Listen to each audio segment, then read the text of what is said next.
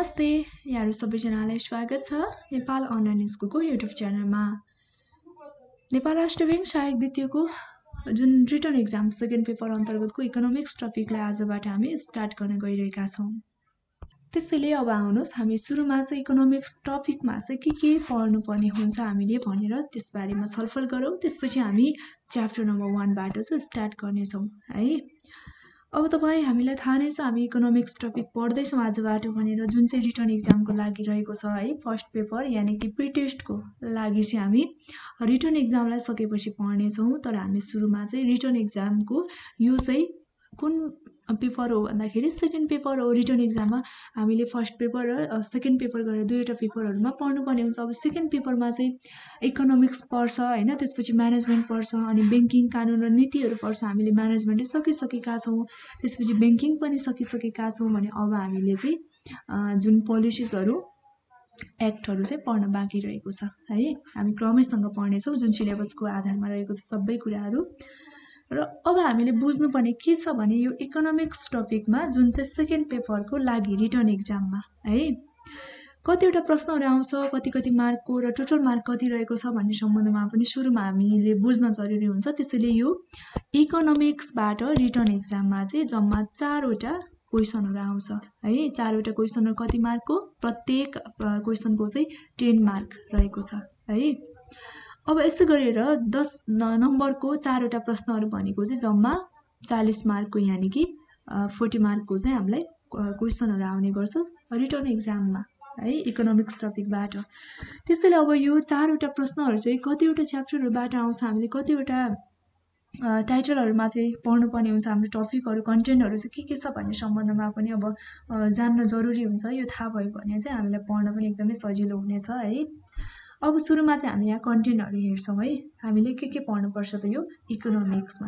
अब हेरौं, फर्स्टमा चाहिँ हामीले माइक्रो एन्ड म्याक्रो इकोनोमिक्सको कन्सेप्टलाई पढ्ने छौं है। त्यसपछि भनेको चाहिँ फ्याक्टर्स अफ नेप्लिज इकोनोमिक्सलाई हेर्ने छौं। यस भित्रका सम्पूर्ण कुराहरु त हामी अन्य भिडियोहरुमा यो टपिक आएपछि छलफल गर्ने नै छौं है। अनि तेस्रोमा भनेको चाहिँ हामीले म्याक्रो इकोनोमिक्सको इन्डिकेटर्सहरु भनेको जीडीपी, जीएनपी, एसडीआई लगायत धेरै रहेको छ इन्डिकेटर्सहरु। ती इन्डिकेटर्सहरु सबै हामी भिडियोमा नै पढ्नेछौं जुन चाहिँ यो म्याक्रो इकोनोमिक्सको रहेको छ है। अनि अर्को भनेको चौथो नम्बरमा हामीले पढ्नुपर्ने भनेको चाहिँ मोनिटरी एन्ड फिस्कल पोलिसीजहरु रहेको छ है। त्यसपछि अर्को पढ्नुपर्छ हामीले challenges of economics development in Nepal. त्यसपछि हामीले 6 नम्बरमा प्लानिङ एन्ड इकोनोमिक्स डेभलपमेन्टको बारेमा पनि पढ्छौं। त्यसपछि 7 नम्बरमा भनेको चाहिँ हाम्रो सिलेबसका आधारमै रहेको छ हैन, गभर्नमेन्ट बजेट। त्यसपछि यसको टाइप्सहरु अनि इम्पोर्टेन्सहरु के रहेको छ यस बारेमा पनि हामी डिस्कस गर्ने छौं। त्यसपछि फाइनान्शियल सेक्टरको रिफर्महरु हेर्ने छौं। र 9 मा भनेको चाहिँ हामी role of World Bank ADB, त्यसपछि AIB, IMF in economics development of नेपालको बारेमा हेर्ने छौं। यानी कि हामीले यो इकोनोमिक्स टपिकमा चाहिँ जम्मा 9 वटा च्याप्टरहरु चाहिँ पढ्नुपर्ने हुन्छ। टोटल हाम्रो 9 वटा च्याप्टर रहेको छ है। अब 9 वटा च्याप्टरहरु त हामी क्रमैसँग पढ्दै जाने छौं। अब हामी फर्स्टमा आज के सुरु गर्दै छौं भन्दाखेरि यो भिडियोमा कन्सेप्ट अफ इकोनोमिक्स, त्यसमा के रहेको छ माइक्रो इकोनोमिक्स र म्याक्रो इकोनोमिक्सको बारेमा चाहिँ हामी आज डिस्कस गर्ने छौं। यसमा चाहिँ आज अध्ययन गर्ने छौं। त्यसैले अब आउनुहोस् आजको विषयवस्तुतर्फ लागौं। अब हामी सुरुमा चाहिँ माइक्रो इकोनोमिक्स यानी कि सूक्ष्म अर्थशास्त्रको बारेमा पढ्ने छौं है। सूक्ष्म अर्थशास्त्र भनेको के हो अनि क्रमैसँग यसको इम्पोर्टेन्सहरु हेर्ने छौं र अन्य कुरालाई पनि हामी जोड्ने छौं है। त्यसैले अब हामीले यो माइक्रो इकोनोमिक्सलाई चाहिँ कसरी बुझ्ने भन्दाखेरि यो अर्थशास्त्रका जुन ससाना इकाइहरुको चाहिँ अध्ययन गर्ने एउटा विषय हो माइक्रो इकोनोमिक्स भनेको है। त्यसैले जुन यो सूक्ष्म अर्थशास्त्रमा अथवा माइक्रो इकोनोमिक्समा चाहिँ व्यक्तिगत इकाइहरुको आचरण अथवा व्यक्तिगत इकाइहरुका जुन समूहहरुको बारेमा अध्ययन गर्ने गरिन्छ। अब कुनै पनि एउटा फर्मले कसरी अधिकतम नाफाहरु कमाउन सक्दछ भन्ने कुरा चाहिँ यसमा पर्छ। र यसका अतिरिक्त चाहिँ एउटा व्यक्तिले विभिन्न वस्तुका जुन इकाइहरुको प्रयोगहरुबाट चाहिँ आफ्नो सन्तुष्टिलाई चाहिँ कसरी अधिकतम बिन्दुसम्म चाहिँ पुर्याउन सक्छ भन्ने कुराको पनि यो माइक्रो इकोनोमिक्समा चाहिँ अध्ययन गर्नुपर्छ है। अनि यस प्रकारले अब सूक्ष्म अर्थशास्त्रका जुन सिद्धान्तहरुले चाहिँ के कुराहरुमा चाहिँ ध्यान दिन्छ त भन्दाखेरि अब आर्थिक क्षेत्रका विभिन्न एकाइहरू भयो हैन भनेको चाहिँ अब उपभोक्ता भयो त्यसपछि उत्पादक भयो अथवा फर्महरू भयो हैन अनि कामदारहरू र जुन साधनका मालिकहरूले चाहिँ अब कसरी आर्थिक क्रियाकलापहरू गर्दछन् र कसरी तिनीहरू चाहिँ सन्तुलनका बिन्दुसम्म चाहिँ पुग्दछन् भन्ने कुराको चाहिँ यो माइक्रो इकोनोमिक्समा चाहिँ हामीले पढ्नुपर्ने हुन्छ है। अब यसपछि चाहिँ हामी सूक्ष्म अर्थशास्त्रको महत्त्वलाई हेर्छौं है। माइक्रो इकोनोमिक्सको इम्पोर्टेन्सहरु के रहेको छ।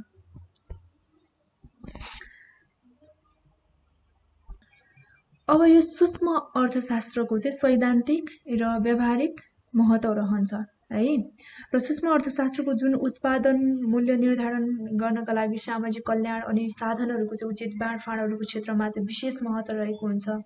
अनि यो माइक्रो इकोनोमिक्सका चाहिँ विभिन्न सिद्धान्तहरू बृहत अर्थशास्त्रका जुन म्याक्रो इकोनोमिक्सका चाहिँ थुप्रै समस्याहरूको चाहिँ अध्ययनका क्रममा चाहिँ मद्दत गर्ने हुनाले यसको चाहिँ विशेष महत्त्व छ हैन। भनेको चाहिँ यो सूक्ष्म अर्थशास्त्रले बृहत अर्थशास्त्रका समस्याहरूलाई पनि राम्ररी बुझ्नका लागि र कसरी अध्ययन गर्ने भनेर चाहिँ एकदमै महत्त्वपूर्ण भूमिका पनि खेल्ने गर्छ है। अब यसैले चाहिँ हामी यो आधुनिक अर्थशास्त्रको अध्ययनमा चाहिँ यो माइक्रो इकोनोमिक्सको चाहिँ के प्रयोगहरू अथवा महत्त्वहरू रहेको छ भन्ने सम्बन्धमा चाहिँ हामी यहाँ 5-6 वटा महत्त्वलाई चाहिँ हेर्ने छौं है। अब सुरुमा चाहिँ हामी स्वतन्त्र अर्थव्यवस्थाको जानकारी लिन यो बारेमा हेर्ने छौं। अब कसरी चाहिँ यसको महत्त्व छ त। माइक्रो इकोनोमिक्सको स्वतन्त्र अर्थव्यवस्थाको जानकारी लिने काममा हामी यसमा चाहिँ बुझौं। अब सूक्ष्म अर्थशास्त्रले चाहिँ स्वतन्त्र अर्थव्यवस्थाहरूको जानकारी लिनमा मद्दत गर्छ र सूक्ष्म अर्थशास्त्रले अब उत्पादन र वितरण सम्बन्धी आर्थिक गतिविधिहरूको जुन निर्णयमा पनि प्रमुख भूमिका निर्वाह गर्ने हुन्छ। यसले चाहिँ अब आधुनिक अर्थव्यवस्थामा योजनाहरू तर्जुमा गर्दा आवश्यक पर्ने सूचनाहरू चाहिँ केन्द्रीय स्तरसम्म चाहिँ पुर्याउने अथवा जानकारी दिने गर्छ। त्यसैले यो चाहिँ के हो त सूक्ष्म अर्थशास्त्रको एउटा महत्त्व हो। त्यसैगरी अर्को 2 नम्बरमा रहेको छ मूल्य निर्धारण यानी कि प्राइस डिटर्मिनेसन। अब मूल्य निर्धारण चाहिँ कसरी गर्छ अथवा कसरी गर्नुपर्छ अथवा यो चाहिँ माइक्रो इकोनोमिक्सको चाहिँ इम्पोर्टेन्स किन हो भन्ने सम्बन्धमा पनि बुझौं। अब जुन सूक्ष्म अर्थशास्त्रमा वस्तु अथवा सेवा अनि साधनहरूको चाहिँ मूल्यहरू निर्धारण सम्बन्धी अध्ययन र विश्लेषण गर्ने गरिन्छ हैन। यसैले चाहिँ अब सूक्ष्म अर्थशास्त्र चाहिँ मूल्य सिद्धान्त भनेर पनि भन्ने गरिन्छ। प्राइस थ्योरी पनि भनिन्छ यसलाई चाहिँ। जुन सूक्ष्म अर्थशास्त्रले भागहरू 2 आपूर्तिको अन्तर्क्रियाबाट चाहिँ मूल्यहरूको निर्धारण कसरी हुन्छ भन्ने कुरा पनि बताउँछ। त्यसैले अब अर्थव्यवस्थामा चाहिँ यस्ता बाधाहरू हटाएर चाहिँ मूल्य संयन्त्रहरूबाट पुनः सन्तुलनको अवस्थाहरू कायम गर्ने कुरा चाहिँ यो माइक्रो इकोनोमिक्स अथवा मूल्य सिद्धान्तले चाहिँ मार्ग निर्देशन गर्ने गर्दछ है, मूल्यको निर्धारण गर्ने गर्दछ। त्यसैगरी अर्को महत्त्व रहेको छ प्रबन्धकीय अर्थशास्त्र।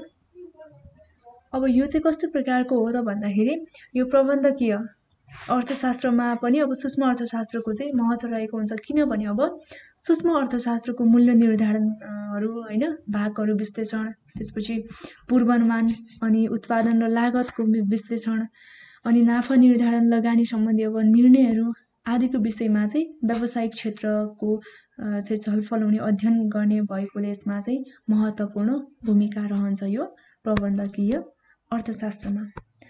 अर्को भनेको चाहिँ आर्थिक नीतिहरू रहेको छ, पोलिसीजहरू के रहेको छ त इकोनोमिक्स। अब जुन राज्यका आर्थिक नीतिहरू चाहिँ निर्धारण गर्नमा पनि यो माइक्रो इकोनोमिक्सको चाहिँ ठूलो महत्त्व रहेको हुन्छ है। अब सूक्ष्म अर्थशास्त्रले आर्थिक नीतिहरू निर्माणका लागि आवश्यक पर्ने सूचना अथवा उपकरणहरू चाहिँ उपलब्ध गराउने गर्छ। अनि सूक्ष्म अर्थशास्त्रले चाहिँ मूल्य निर्धारित अनि बजार संरचना सम्बन्धी अध्ययनहरू हैन, त्यसपछि विश्लेषणहरू गर्ने हुनाले यसबाट चाहिँ के हुन्छ भन्दाखेरि सार्वजनिक उपयोगिताहरू सम्बन्धी आर्थिक नीतिहरू, इकोनोमिक्स पोलिसीहरू चाहिँ अवलम्बन गर्न राज्यलाई पनि थप सहयोग पुग्नेछ है। यो पनि एउटा माइक्रो इकोनोमिक्सको एउटा महत्त्व रहेको छ। त्यसैगरी अर्को 5 नम्बरमा छ साधनहरूको बाँडफाँड। अब सूक्ष्म अर्थशास्त्रले चाहिँ उत्पादनका जुन साधनहरूको आदर्श बाँडफाँडमा पनि महत्त्वपूर्ण भूमिका खेल्ने गर्छ है। यस्तो चाहिँ वस्तु अथवा सेवाहरू उत्पादन गर्दाखेरि आवश्यक पर्ने जुन साधनहरूको चाहिँ मितव्यय भनेको चाहिँ इकोनोमी रूपले चाहिँ बाँडफाँड कसरी गर्न सकिन्छ त हैन, इकोनोमी रूपले बाँडफाँड गरेर चाहिँ अधिकतम आर्थिक लाभहरू चाहिँ कसरी प्राप्त गर्न सकिन्छ भन्ने कुराको चाहिँ बुझ्नका लागि अथवा अध्ययन गर्नका लागि चाहिँ मद्दत गर्ने गर्छ। अब 6औं नम्बरमा छ अन्तर्राष्ट्रिय व्यापार, इन्टरनेसनल ट्रेड रहेको छ। अब अन्तर्राष्ट्रिय व्यापारको अध्ययन एवं विश्लेषण गर्नमा पनि यो माइक्रो इकोनोमिक्सको चाहिँ विशेष महत्त्व रहेको हुन्छ है। अब सूक्ष्म अर्थशास्त्रले अथवा माइक्रो इकोनोमिक्सले चाहिँ वस्तुहरूको माग, त्यसपछि मागहरूको लोभ हैन, मागहरूको पूर्वानुमान अनि मूल्य निर्धारण, लागत विश्लेषण, नाफा निर्धारण आदि इत्यादि लगानी सम्बन्धी जुन व्यावसायिक क्षेत्रहरूमा पनि विशेष भूमिका खेल्ने गर्छ। अब त्यसैगरी अर्को छ सामाजिक कल्याण, सोशल वेलफेयर। अब सामाजिक कल्याणमा चाहिँ जुन सामाजिक कल्याण गर्ने कार्यका लागि सूक्ष्म अर्थशास्त्रहरूको ठूलो भूमिका रहेको हुन्छ, महत्त्व रहेको हुन्छ है। अब यसले चाहिँ सामाजिक कल्याणका लागि यथोचित कर प्रणालीहरूको सम्बन्धमा पनि राज्यलाई चाहिँ आवश्यक पर्ने सूचनाहरू चाहिँ प्रवाह गर्ने काममा सहयोग पुर्याउने गर्छ। र यो चाहिँ भयो माइक्रो इकोनोमिक्सको इम्पोर्टेन्सहरू, यानि कि सूक्ष्म अर्थशास्त्रको महत्त्व हामीले 7वटा महत्त्वलाई हेरिसकेका छौँ। अब यसपछि चाहिँ हामी यो माइक्रो इकोनोमिक्सको स्कोपहरू चाहिँ के रहेको छ त्यसको क्षेत्रहरूलाई हेर्नेछौँ है, सूक्ष्म अर्थशास्त्रको क्षेत्र।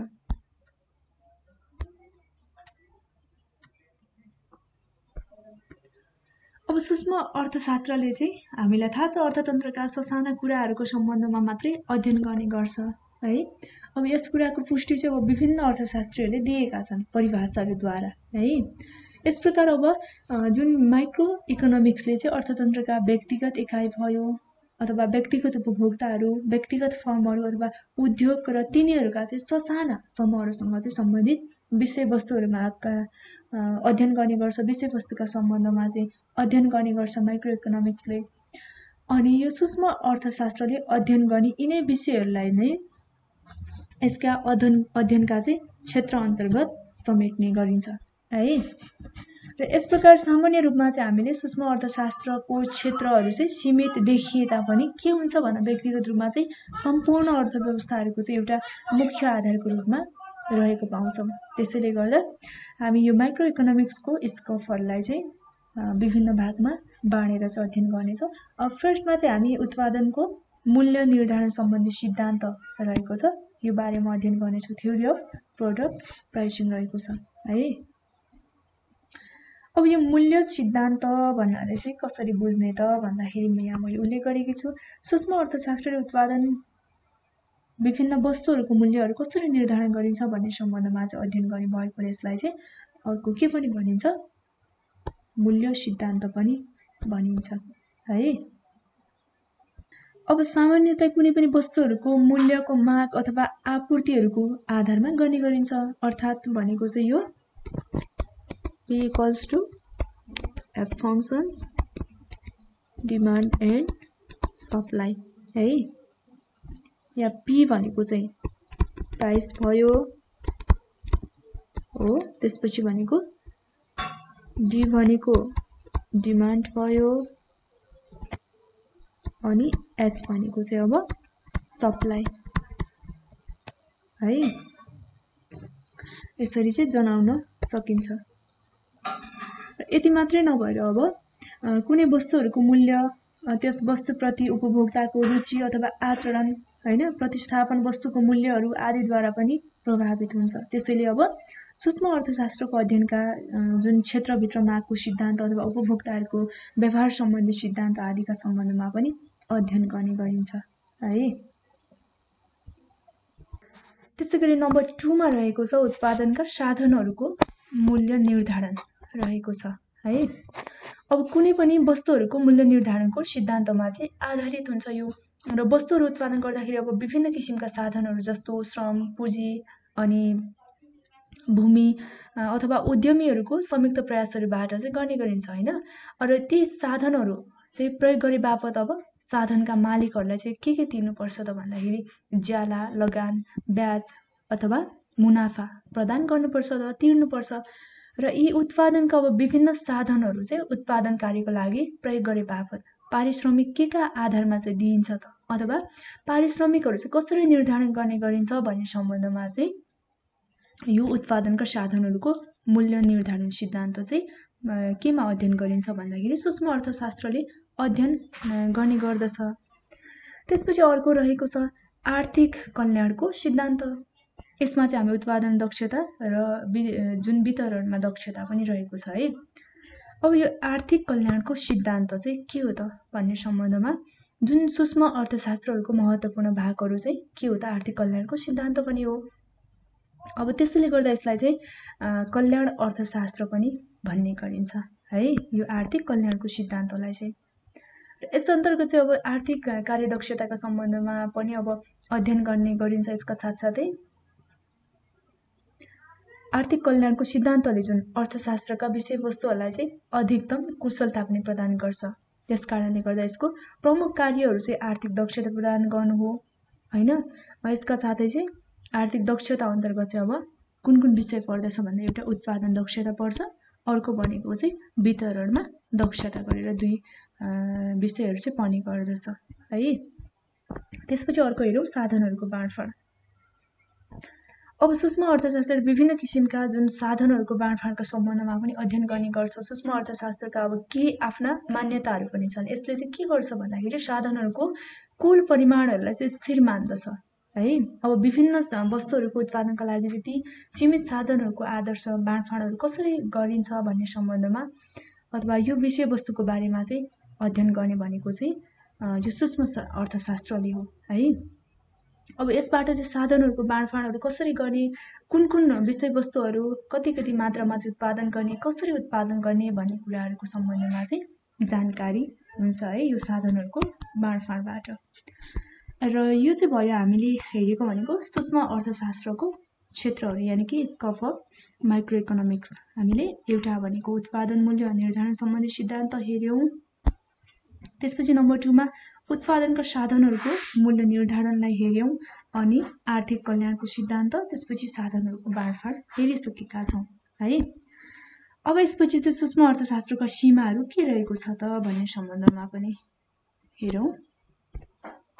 अब सूक्ष्म अर्थशास्त्रको सिद्धान्तहरू चाहिँ जुन अब सूक्ष्म अर्थशास्त्रको आर्थिक क्षेत्रहरूको महत्त्व, आर्थिक क्षेत्रहरूमा सूक्ष्म अर्थशास्त्रको महत्त्व त छँदैछ।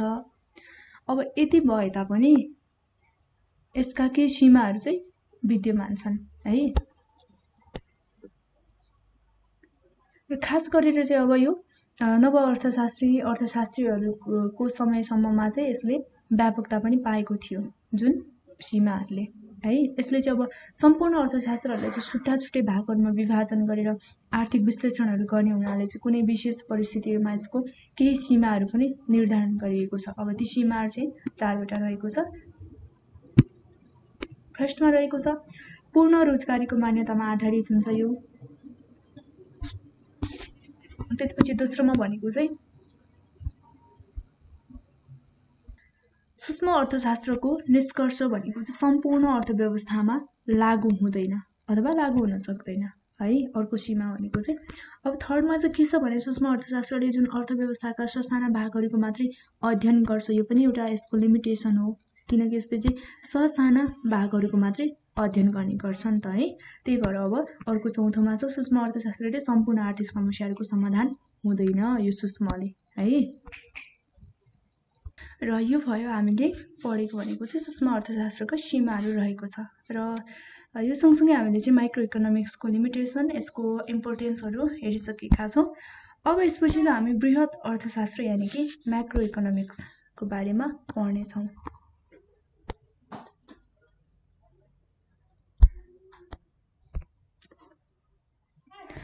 अब यो म्याक्रो इकोनोमिक्सको प्रयोग चाहिँ माल्थस है, त्यसपछि सिस्मन्डी अनि कार्ल मार्क्स जस्ता जुन अर्थशास्त्रीहरूले पनि गरेका थिए। र यसको विकसित रूप भनेको चाहिँ सन् 1936 मा प्रकाशित किन्सको कुन किताब भन्दाखेरि general theory of employment, interest and money भन्ने पुस्तकमा चाहिँ भेटिएको छ। यो चाहिँ किन्सको बुक रहेको छ है। त्यसैले अब किन्सलाई चाहिँ के पनि भनिन्छ त भन्दाखेरि बृहत अर्थशास्त्रको प्रतिपादक भनेर चाहिँ कसले चिनिन्छ? किन्सलाई चिनिन्छ। त्यसैले अब यो म्याक्रो इकोनोमिक्सलाई चाहिँ के पनि भनिन्छ त भन्दाखेरि किन्सको अर्थशास्त्र पनि भनेर भन्ने गरिन्छ है। अब माइक्रो शब्द हामीले यो माइक्रो इकोनोमिक्स पढिसकेका छौँ। माइक्रो शब्द जुन यो शब्द चाहिँ दुवै माइक्रो र म्याक्रो दुवै शब्दहरू चाहिँ ग्रिक भाषाबाट आएको हो। अब यो माइक्रो चाहिँ कुन ग्रिक भाषाको कुन शब्दबाट आएको हो त भन्दाखेरि माइक्रोसबाट चाहिँ आएको हो है। अनि म्याक्रो चाहिँ म्याक्रोसबाट आएको हो, यो पनि बुझिराखौँ है। र यो माइक्रोको अर्थ चाहिँ सूक्ष्म भन्ने हुन्छ भने म्याक्रोको अर्थ चाहिँ के हुन्छ त ठुलो भन्ने हुन्छ। यसबाट जब के प्रश्न हुन्छ भने जुन बृहत अर्थशास्त्रको अर्थ भनेको चाहिँ व्यापक हुन्छ है। त्यसैले अब बृहत अर्थशास्त्रले कुनै पनि एउटा फर्म अथवा उद्योग जस्ता व्यक्तिगत इकाइहरूको मात्रै अध्ययन नगरिकन जुन माइक्रो इकोनोमिक्सले गर्ने अध्ययनहरू मात्रै नगरिकन चाहिँ के गर्छ त यो बृहत अर्थशास्त्रले भन्दाखेरि सम्पूर्ण इकाइहरूको चाहिँ अध्ययन गर्ने गर्दछ है। उदाहरणको लागि चाहिँ अब यहाँ हेर्न सक्छौँ राष्ट्रिय आम्दानी नेसनल इन्कम भयो, कुल उत्पादन भयो, त्यसपछि भनेको कुल रोजगारी, कुल बचत, कुल लगानी, मौद्रिक तथा वित्तीय नीतिहरू अथवा व्यापार चक्रहरूको चाहिँ अध्ययन गर्ने गर्दछ। केले भन्दाखेरि म्याक्रो इकोनोमिक्स यानि कि बृहत अर्थशास्त्रले है। त्यसैले अब म्याक्रो इकोनोमिक्सलाई चाहिँ अर्थतन्त्रको बृहत अथवा समष्टिगत अध्ययन गरिने भएकोले यसलाई चाहिँ सामूहिक अर्थशास्त्र भनेर पनि भन्ने गरिन्छ बृहत अर्थशास्त्रलाई। र बृहत अर्थशास्त्रलाई चाहिँ जुन आम्दानी अथवा रोजगारीको सिद्धान्त पनि भन्ने गरिन्छ। यसको मुख्य कारण भनेको चाहिँ जुन यसको अध्ययन क्षेत्रभित्र राष्ट्रिय आम्दानीको निर्धारणहरू गर्ने तत्त्वहरूको चाहिँ अध्ययन पनि गर्नु हो। त्यसैले अब बृहत अर्थशास्त्र भनेको चाहिँ सम्पूर्ण अर्थतन्त्रहरूको सामूहिक अध्ययन गर्नु हो है। र बृहत अर्थशास्त्रको सम्बन्धमा चाहिँ अब विभिन्न अर्थशास्त्रीहरूले दिएको परिभाषाहरूबाट पनि के स्पष्ट हुन्छ भने चाहिँ बृहत अर्थशास्त्र भनेको चाहिँ एउटा अर्थतन्त्रमा कुल उत्पादन हैन, अनि त्यसपछि रोजगारी, मूल्यस्तर अथवा तिनीहरूको समयावधिमा चाहिँ परिवर्तनको दरहरू निर्धारण गर्ने शक्ति अथवा तत्त्वहरूको चाहिँ अध्ययन हो भनेर चाहिँ हामी बुझ्न सक्छौँ है। र हामीले हेरिसकेका छौँ यो म्याक्रो शब्द ग्रिक भाषाको माइक्रोसबाट माइक्रो त्यसपछि म्याक्रो चाहिँ म्याक्रोसबाट आएको भनेर हेरिसकेका छौँ। र यहाँ एउटा मैले परिभाषा डेफिनेसनलाई लिएकी छु। जी एक्लेको चाहिँ परिभाषा रहेको छ। यो चाहिँ जी एक्लेका अनुसार चाहिँ के रहेको छ त बृहत अर्थशास्त्र भनेको भन्दाखेरि बृहत अर्थशास्त्र भनेको जुन अर्थतन्त्रको कुल उत्पादन, रोजगारी, मूल्यस्तर हैन, अनि तिनीहरूको समयावधिमा परिवर्तनको दरहरू निर्धारण गर्ने शक्ति अथवा तत्त्वहरूको अध्ययन हो है। र अब यसपछि चाहिँ हामी बृहत अर्थशास्त्रको क्षेत्रहरू हेर्छौँ के रहेको छ यसको स्कोपहरू। सुरुमा चाहिँ हामी फर्स्टमा रहेको छ बृहत अर्थशास्त्रको क्षेत्र अन्तर्गत पर्ने आय, उत्पादन अथवा रोजगारीको सिद्धान्त, यसलाई चाहिँ हेर्नेछौँ है। अब आय, उत्पादन अथवा रोजगारीको सिद्धान्तमा पनि कुन कुन अङ्गहरू चाहिँ पर्ने गर्छन् त भन्दाखेरि एउटा भनेको उपभोग कार्यको सिद्धान्त, अर्को भनेको लगानी कार्यको सिद्धान्त, त्यसपछि व्यापार चक्रको सिद्धान्त चाहिँ केमा पर्छ त आय, उत्पादन अथवा रोजगारीको सिद्धान्तभित्रका अविच्छिन्न भागहरू रहेका छन् है। अब अर्को भनेको चाहिँ सामान्य मूल्यस्तरको सिद्धान्त। अब बृहत अर्थशास्त्रको जुन क्षेत्रभित्र चाहिँ सामान्य मूल्यस्तरको सिद्धान्तहरू पर्दछ, यसमा चाहिँ मूल्यस्तर निर्धारणका सम्बन्धमा चाहिँ अध्ययन गर्ने गरिन्छ बृहत अर्थशास्त्रमा। अब यसमा मुद्रास्फीति भयो हैन, मुद्रा सङ्कुचन अथवा यससँग सम्बन्धित यस अन्तर्गतका कुल माग भयो अत्याधिक, त्यसपछि भएका कारणले गर्दाखेरि चाहिँ के हुन्छ त भन्दाखेरि मुद्रास्फीतिहरू उत्पन्न हुन्छ है भने यो कुरा चाहिँ किन्सले पनि बताएको छ। अब यस्तो हुँदाखेरि मुद्रास्फीतिका कारणहरूसँग चाहिँ सम्बन्धित अरू धेरै सिद्धान्तहरू पनि अगाडि आएका छन्। त्यसैले गर्दा मुद्रास्फीति पनि बृहत अर्थशास्त्रको एउटा के हो त भन्दाखेरि महत्त्वपूर्ण भाग रहेको छ। त्यसैगरी अर्को रहेको छ आर्थिक विकासको सिद्धान्त। अब आर्थिक विकासको सिद्धान्तमा चाहिँ जुन विकसित अथवा अल्प विकसित देशमा चाहिँ आयहरू उत्पादन अथवा रोजगारको दीर्घकालीन वृद्धिमा चाहिँ लागू हुन्छ, जुन चाहिँ बृहत अर्थशास्त्रको अति महत्त्वपूर्ण अङ्ग रहेको छ। र आर्थिक विकासको जुन सिद्धान्तहरू दीर्घकालीन समस्या हो, तर किन्सले चाहिँ जुन दीर्घकालीन यो सिद्धान्तलाई दीर्घकालीनलाई चाहिँ के भनेको छ भन्दाखेरि उचित महत्त्व पनि दिएका छैनन् है। यसको चाहिँ व्याख्या गर्दै यो ह्यारोल्ड एन्ड होमरले चाहिँ अर्थतन्त्रको जुन राम्रोसँग चाहिँ वृद्धि गर्नका लागि चाहिँ आम्दानीहरू एउटा निश्चित दरमा चाहिँ वृद्धि गर्नुपर्छ भन्ने तर्क पनि पेश गरेका छन् भने चाहिँ यसमा जुन लगानीहरूले है आम्दानी अथवा उत्पादन क्षमता चाहिँ बढाउने दुवै भूमिका खेल्छ भन्ने विश्लेषण पनि गरिएको छ यो चाहिँ आर्थिक विकासको सिद्धान्तमा। अब अर्को भनेको चाहिँ वितरणको बृहत सिद्धान्त छ। यो चाहिँ हामी बृहत अर्थशास्त्रको क्षेत्रहरू हेरिरहेका छौँ। अब वितरणको बृहत सिद्धान्तमा चाहिँ के हुन्छ भने राष्ट्रिय आम्दानीहरूले चाहिँ देशका विभिन्न वर्ग अथवा भागहरूमा चाहिँ राम्रोसँग वितरण गर्नुपर्ने हुन्छ। यसरी वितरण गर्दाखेरि चाहिँ है कुन क्षेत्रको चाहिँ कुन भागहरूमा अथवा कुन वर्गहरूमा चाहिँ कसरी वितरण गर्ने भन्ने कुराको पनि अध्ययन यो बृहत अर्थशास्त्रले नै गर्ने गर्दछ। र रिकार्डो र मार्क्सले पनि जुन राष्ट्रिय आम्दानीहरू त्यसपछि श्रमिक भूमिगत तथा पुँजीपतिहरूका बीचमा चाहिँ कसरी वितरण गर्ने भन्ने कुराको व्याख्या गरेका थिए। अनि त्यसैले चाहिँ अब बृहत अर्थशास्त्रको जुन क्षेत्रभित्र चाहिँ वितरणको सिद्धान्तको पनि अध्ययन गर्नुपर्ने हुन्छ है। यो चाहिँ हामीले बृहत अर्थशास्त्रको क्षेत्रहरू हेरेका छौँ। यो क्षेत्रहरू भयो। अब क्षेत्रहरूपछि यसको महत्त्वहरू के रहेको छ यो पनि हेरौँ। अब बृहत अर्थशास्त्र भनेको चाहिँ आधुनिक अर्थशास्त्रको एउटा महत्त्वपूर्ण भाग हो। यो हामीलाई थाहा छ। यसले चाहिँ अर्थव्यवस्थाका जुन सम्पूर्ण इकाइहरूको चाहिँ अध्ययन गर्ने हुनाले यसको ठुलो महत्त्व पनि रहेको छ है। र बृहत अर्थशास्त्रको अध्ययनलाई चाहिँ अर्थतन्त्रका आर्थिक नीतिहरू नियमहरू निर्माण गर्नका लागि पनि यो सहयोग गर्ने गर्छ बृहत अर्थशास्त्रले। अब यसको महत्त्वहरूलाई चाहिँ हामी यहाँ विभिन्न नम्बरहरूमा हेर्नेछौँ, पोइन्टहरूमा हेर्नेछौँ। फर्स्टमा चाहिँ रहेको छ सम्पूर्ण अर्थतन्त्रको चाहिँ अध्ययन गर्ने, यसको महत्त्व रहेको छ है। पहिलो महत्त्व अब बृहत अर्थशास्त्रले सम्पूर्ण आर्थिक चरहरूको चाहिँ अध्ययन गर्नमा मद्दत पुर्याउँछ। यही सम्पूर्ण चरहरूको अध्ययन गरेर नै व्यक्तिगत चरहरूका जुन व्यवहारका बारेमा चाहिँ अध्ययन गर्न अथवा केही कुराहरू चाहिँ निश्चित रूपमा व्यक्त गर्न सकिन्छ है। अब अर्को भनेको चाहिँ सरकारी आर्थिक नीतिहरूको निर्माण गर्नु रहेको छ। अब यस अन्तर्गत जुन बृहत अर्थतन्त्रले सरकारी आर्थिक नीतिहरू निर्माण गर्नमा सहयोग पुर्याउँछ, किनभने चाहिँ अब बृहत अर्थशास्त्र अन्तर्गत चाहिँ सामान्य मूल्य स्तर हैन, रोजगारी उपभोग स्तर जस्ता कुराहरूको चाहिँ अध्ययन गर्ने गरिन्छ है। अब 3 नम्बरमा छ अर्थतन्त्रको अवस्थाहरू थाहा पाउनमा पनि मद्दत गर्छ। अब बृहत अर्थशास्त्रको जुन अध्ययनहरूबाट चाहिँ देशको आर्थिक वृद्धि के कसरी भइरहेको छ भन्ने कुरा पनि थाहा पाउन सकिन्छ। बृहत अर्थशास्त्रले चाहिँ अब सम्पूर्ण आर्थिक क्षेत्रहरूको अध्ययन गर्ने भएकोले गर्दा आर्थिक वृद्धिका निर्धारक तत्त्वहरूको बारेमा पनि जानकारी दिने गर्छ। यो चाहिँ अर्थतन्त्रको अवस्थाहरू थाहा पाउनु पनि भयो एउटा महत्त्व भनेको। त्यसैगरी अर्को महत्त्व भनेको चाहिँ आर्थिक वृद्धि थाहा पाउनु है। अब आर्थिक वृद्धि थाहा पाउनेमा चाहिँ देशको आर्थिक वृद्धिहरू के कसरी भइरहेको छ भन्ने कुराहरू थाहा पाउन सकिन्छ। यस बारेमा चाहिँ है आर्थिक वृद्धिका निर्धारक तत्त्वहरूको बारेमा चाहिँ जानकारी दिने भएकोले यो आर्थिक वृद्धिहरू पनि थाहा पाउन सकिन्छ। अर्थतन्त्रको अवस्था पनि थाहा पाउन सकिन्छ। आर्थिक वृद्धि भइरहेको छ कि छैन, कति भइरहेको छ, कसरी भइरहेको छ भन्ने कुरा पनि थाहा पाउन सकिन्छ।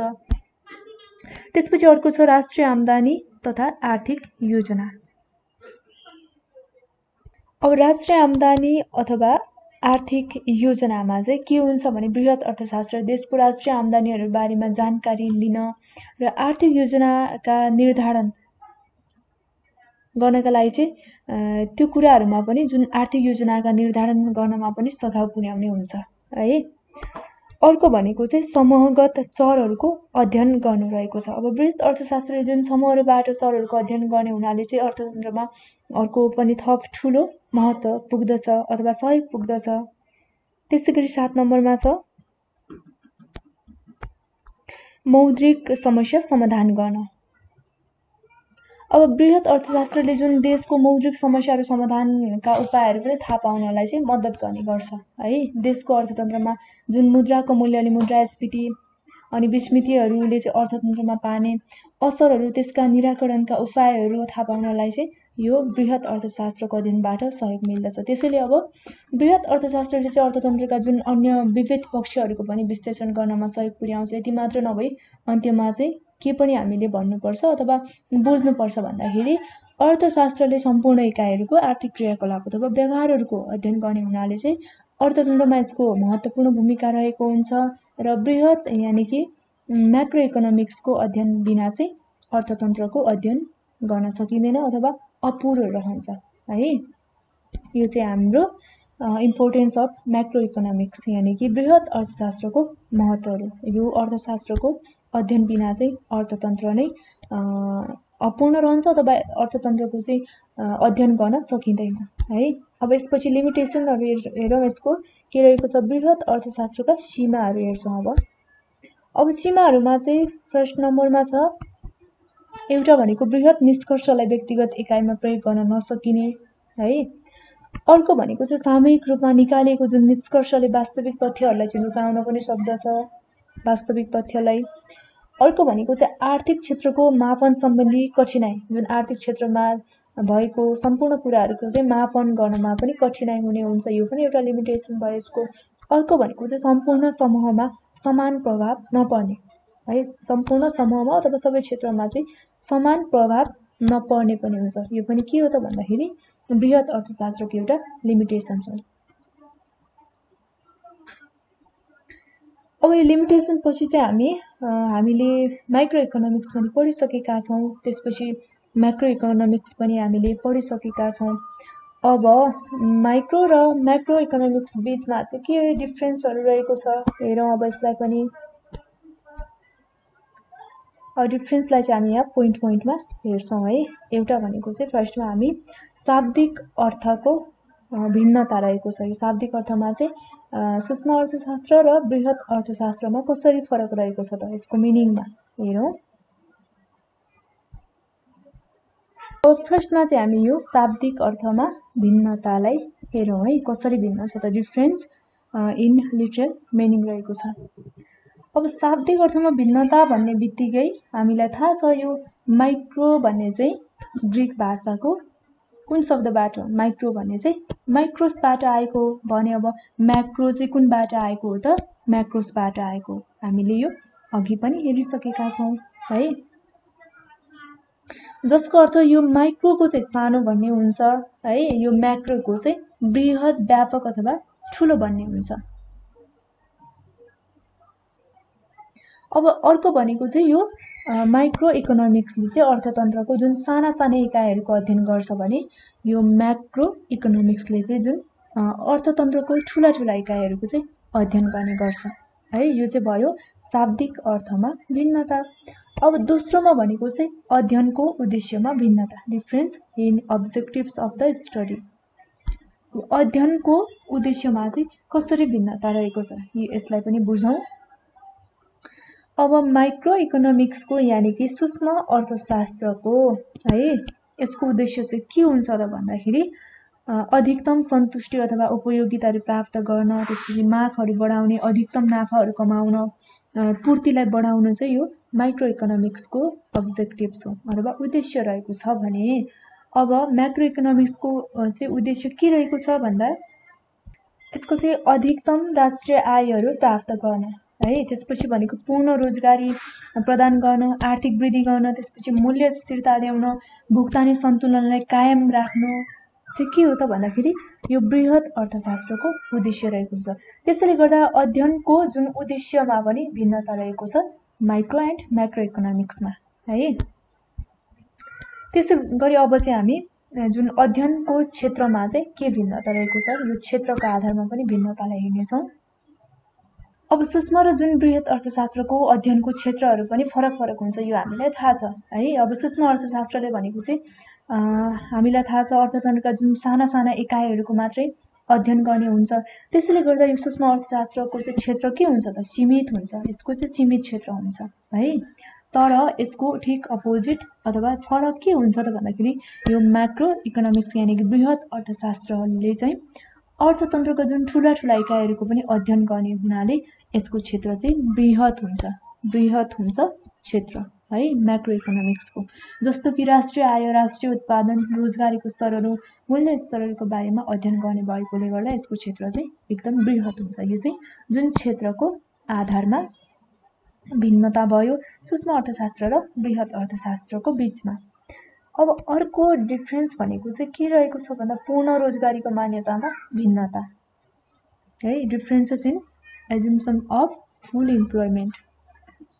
अब पूर्ण रोजगारीको मान्यतामा चाहिँ कसरी भिन्नता छ त माइक्रो एन्ड म्याक्रो इकोनोमिक्समा भन्दाखेरि अब सूक्ष्म अर्थशास्त्रले जुन श्रम सहित सम्पूर्ण साधन र स्रोतहरूमा चाहिँ पूर्ण रोजगारीको मान्यता राख्छ है भने अब यसले गर्दा चाहिँ कुल उत्पादन, कुल रोजगार, कुल खर्चहरूलाई चाहिँ निश्चित मान्दछ र निश्चित कुल उत्पादन, कुल रोजगार आदिलाई चाहिँ विभिन्न फर्महरू, उद्योगहरूमा चाहिँ विभाजन गर्दछ भने अब राष्ट्रिय आम्दानीले चाहिँ स्थिर मानेर सूक्ष्म अर्थशास्त्रले चाहिँ के गर्छ भन्दाखेरि व्यक्तिगत फर्महरूको आम्दानीमा हुने परिवर्तनको पनि विश्लेषण गर्ने गर्दछ भने अब अर्कोतिर माइक्रो इकोनोमिक्स यानि कि बृहत अर्थशास्त्रले चाहिँ कुल उत्पादन हैन त्यसपछि कुल रोजगार जस्ता बृहत चरहरूलाई चाहिँ स्थिर नमानिकन परिवर्तनशील मान्दछ।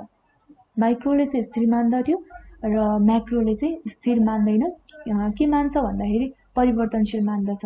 यसरी अब सूक्ष्म अर्थशास्त्रले जुन अर्थव्यवस्थामा पूर्ण रोजगारी हुन्छ भन्ने मान्यता राख्छ सूक्ष्मले है, त्यसपछि बृहत अर्थशास्त्रले चाहिँ के मान्यता राख्दछ भन्दाखेरि अर्थव्यवस्थामा पूर्ण रोजगारी हुन्छ भन्ने मान्यता चाहिँ राख्दैन। यो चाहिँ डिफरेन्सहरू रहेको छ। त्यसैले यो पूर्ण रोजगारीको मान्यता पनि भिन्नता रहेको छ सूक्ष्म अर्थशास्त्र र बृहत अर्थशास्त्रमा। त्यसपछि अर्को रहेको छ समस्या समाधानमा भिन्नता। अब कसरी रहेको छ त यो समस्या समाधानमा भिन्नता भन्दा सूक्ष्म अर्थशास्त्रले व्यक्तिगत उपभोक्ता अथवा व्यक्तिगत फर्महरूको जुन समस्याहरूको पहिचान गरेर चाहिँ समाधानका उपायहरू खोज्छन्, तर बृहत अर्थशास्त्रले चाहिँ कुल समस्यासँग चाहिँ सम्बन्ध राख्दछ। त्यसैले समस्या समाधानमा पनि म्याक्रो एन्ड माइक्रो इकोनोमिक्समा चाहिँ डिफरेन्सेसहरू रहेको छ। त्यसैगरी अर्को भनेको चाहिँ वितरणको अध्ययनमा भिन्नता कसरी रहेको छ भन्दा सूक्ष्म र बृहत अर्थशास्त्रको चाहिँ अब छुट्टा छुट्टै वितरणसँग चाहिँ सम्बन्ध रहेको हुन्छ र सूक्ष्म अर्थशास्त्रले अब सूक्ष्म वितरणहरूको सिद्धान्तको अध्ययन गर्छ भने यसमा चाहिँ विभिन्न वस्तु अथवा सेवा अनि साधनहरूको चाहिँ मूल्य निर्धारण हुन्छ भने अर्कोतिर बृहत अर्थशास्त्रले चाहिँ राष्ट्रिय आम्दानी त्यसपछि राष्ट्रिय उत्पादनहरूको साधनहरूको चाहिँ वितरणका बारेमा चाहिँ अध्ययन गर्ने भएकोले यो वितरणको अध्ययनको सम्बन्धमा पनि भिन्नता रहेको छ सूक्ष्म र बृहत अर्थशास्त्र बीचमा। अर्को भनेको चाहिँ अध्ययनमा भिन्नता है। अब सूक्ष्म अर्थशास्त्रले चाहिँ व्यक्तिगत व्यवहार र आचरणहरूको बारेमा अध्ययन गर्छ भने यसले कुनै पनि व्यक्तिले कसरी आम्दानीहरू प्राप्त गर्छ है, कसरी खर्च गर्छ त र उत्पादकले आफ्ना साधनहरूलाई कसरी प्रयोग गर्छ भन्नेको सम्बन्धमा चाहिँ विश्लेषण गर्छ भने अर्कोतिर बृहत अर्थशास्त्रले सम्पूर्ण समाज अथवा समूहकै व्यवहार र जुन आचरणहरूको चाहिँ बृहत रूपमा व्यापक रूपमा चाहिँ अध्ययन गर्ने गर्छ र यस बृहत अर्थशास्त्रले जुन राष्ट्रिय आयको वितरण भयो त्यसपछि मूल्य स्तर आदिको सम्बन्धमा चाहिँ विश्लेषण गर्ने गर्छ। त्यसैले यो अध्ययनमा पनि भिन्नता रहेको छ है। त्यसपछि अर्को रहेको छ यसको कन्सेप्टको विकासमा पनि भिन्नताहरू रहेको छ, यसको अवधारणाको विकासमा पनि। अब कसरी फरक रहेको छ भन्दाखेरि सूक्ष्म र बृहत अर्थशास्त्रहरू बीचको जुन अवधारणाहरूको विकासमा पनि भिन्नता रहेको छ यो कुरा हामीलाई थाहा छ हैन। अनि सूक्ष्म अर्थशास्त्रको अवधारणामा चाहिँ जुन शास्त्रीहरू भनेको चाहिँ अब यो सूक्ष्म अर्थशास्त्रमा चाहिँ रिकार्डो भयो, जेभिचे भयो, त्यसपछि नव अर्थशास्त्री भनेको चाहिँ अल्फ्रेड मार्शल भयो।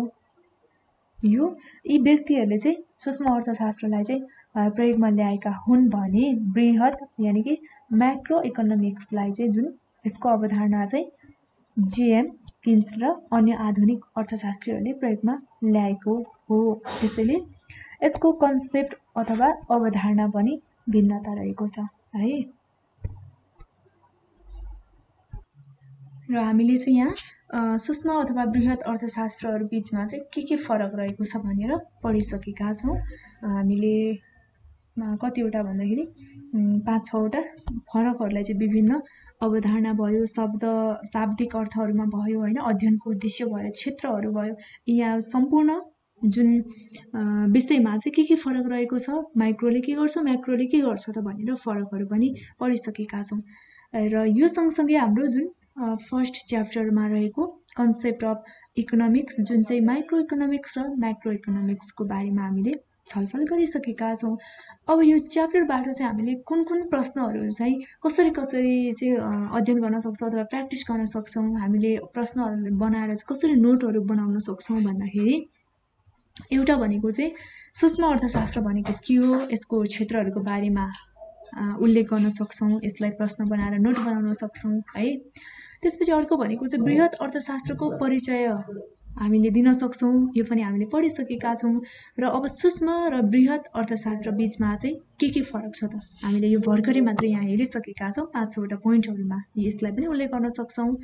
त्यसपछि अब बृहत अर्थशास्त्रको महत्त्व अथवा क्षेत्रहरूको बारेमा पनि उल्लेख गर्न सक्छौँ। हामीले यो भिडियोमा सम्पूर्ण कुरालाई समेटिसकेका छौँ है। अर्को भनेको चाहिँ बृहत अर्थशास्त्रको परिचय पनि दिन सक्छौँ, यसको डेफिनेसन है, र यसको क्षेत्र अथवा सीमाहरू, स्कोप एन्ड लिमिटेसन्सहरू पनि हामी लेख्न सक्छौँ। र यो सँगसँगै यो भयो तपाईँको लागि प्र्याक्टिस गर्न सक्नुहुन्छ क्वेसन्सहरू। मैले भनिदिएँ क्वेसनलाई चाहिँ मैले लेखिनँ है। र यो सँगसँगै चाहिँ आजको भिडियो यति नै। अर्को भिडियोमा म च्याप्टर नम्बर 2मा रहेको विषयवस्तुसँग सम्बन्धित कुरालाई चाहिँ म डिटेलमा लिएर आउनेछु। आजको भिडियो यति नै। तपाईँ सम्पूर्णलाई धेरै धेरै धन्यवाद। र जानुभन्दा पहिले तपाईँले केही कुराहरू नबुझ्नु भएको छ, तपाईँलाई के भन्न मन लागेको छ भने चाहिँ डिस्क्रिप्सनमा नम्बर रहेको छ, सो नम्बरमा चाहिँ डाइरेक्ट कल गरेर बुझ्न सक्नुहुन्छ, भन्न सक्नुहुन्छ है, र कमेन्ट पनि गर्न सक्नुहुन्छ। भन्दै आजको भिडियो यति। तपाईँ सम्पूर्णलाई धेरै धेरै धन्यवाद। हवस् त, नमस्ते।